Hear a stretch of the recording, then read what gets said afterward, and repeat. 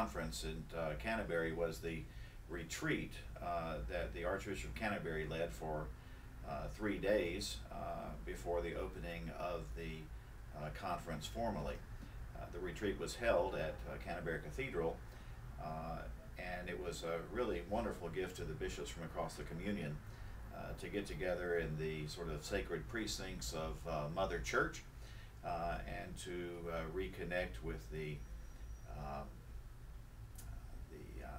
surroundings where so much of the history of our tradition has taken place.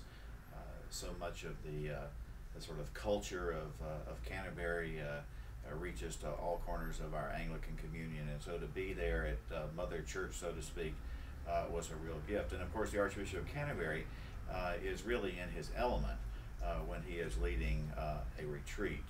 He began each of his retreat addresses with reflections on passages from St. Paul, and then talked about the nature of the role of bishops as leaders, bishops as leaders of God's mission. It was a deeply meaningful time that we had there.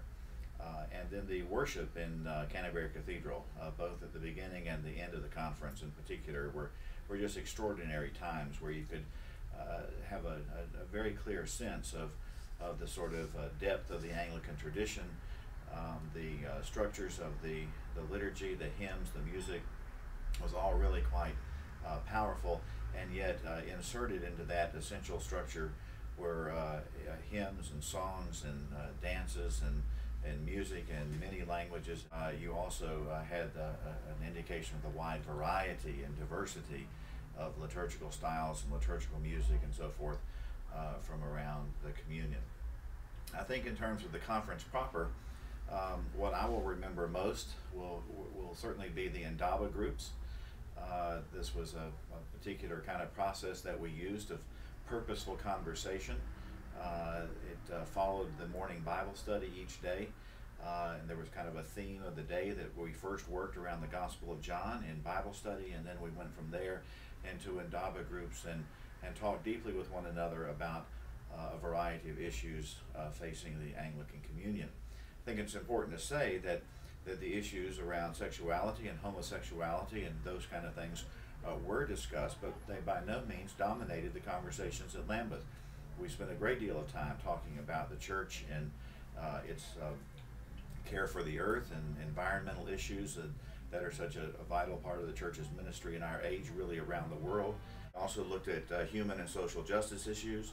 We looked at world hunger. We looked at the role of women and how women and children are in various places in the world, that caring for the needs of women and children is an absolute critical aspect of the church's ministry. We spent some time looking at interfaith issues and ecumenical issues. We heard from ecumenical visitors that we had with us from the Roman Catholic Church, from the Lutheran churches, from the World Alliance of Reformed Churches, from the Orthodox churches, and they were a very rich part of the conversation. They were not just visitors, I think it's important to say, that sort of kind of watched around the edges, but they joined our Bible studies, they joined our Indaba groups, they were present in our worship. There's just so much that the ecumenical participants brought to the conversation. I think there are a couple of other things that were kind of high points. We began every day with a celebration of the Eucharist, which had an opportunity in that to experience worship from around the communion. Each part of the community, part of the communion would come together, and a particular province or a particular part of the church would lead the worship on that day. And so we got to have at least a bit of a flavor of not only how we are alike, but how we are different in the way we worship God in many cultures and in many languages, and that was an enormous gift to us. I think another thing that I want to emphasize is how important the relational aspect of all this is. People in the Diocese of Atlanta have often heard me say that the Anglican Communion is not really a legal structure or a political structure or a canonical structure, but what it in fact is a web of relationships.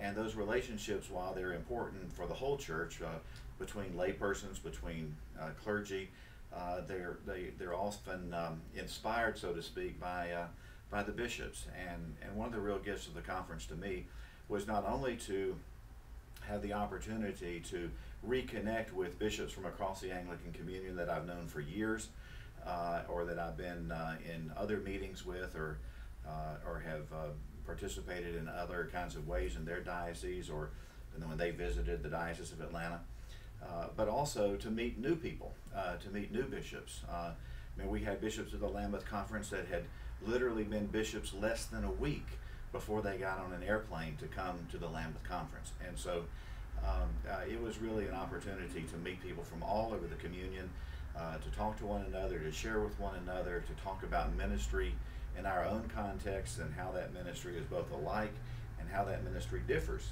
from other parts of the world. It is really perhaps one of the most extraordinary gifts of the Lambeth Conference is the bishops simply being together, talking together, praying together, eating together, walking the campus together, enjoying the sights of Canterbury together, and simply developing those relationships that will sustain the common life of our communion well into the future. Coming out of the conference, I'd have to say I'm really quite optimistic.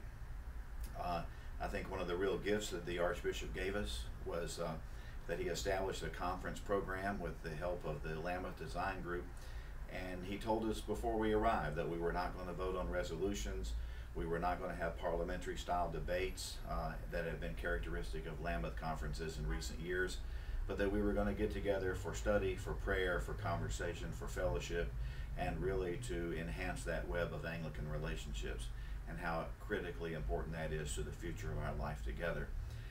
And I think most of us felt very unburdened by the fact that we were not going to vote and debate and that sort of stuff, that we were simply going to be together. And that was an enormous gift that the Archbishop and his team laid the groundwork for, and I'm personally very grateful to him for doing that. But I think coming out of the conference, the most important thing is to think about how does the Indaba continue? How does the purposeful conversation that began with the bishops continue in dioceses, in national and regional and provincial churches across the communion, how the Indaba continues in parishes, or just simply among faithful Anglicans and faithful Episcopalians. I think what we've done is we've started a conversation on a variety of important issues, and the success of the Lambeth Conference will be determined not so much by what happened while the bishops were together, but by the clarity and integrity and breadth and depth of the conversation that continues after Lambeth on the basis of those topics and gifts and directions that were part of the bishop's conversation as well. So my hope is as the Bishop of the Diocese of Atlanta, is that we will find some creative ways to keep the Indaba going, both amongst ourselves and also by welcoming among us bishops and church leaders and fellow Anglicans from around the communion who will come and participate with us in our continuing Indaba here in the Diocese of Atlanta.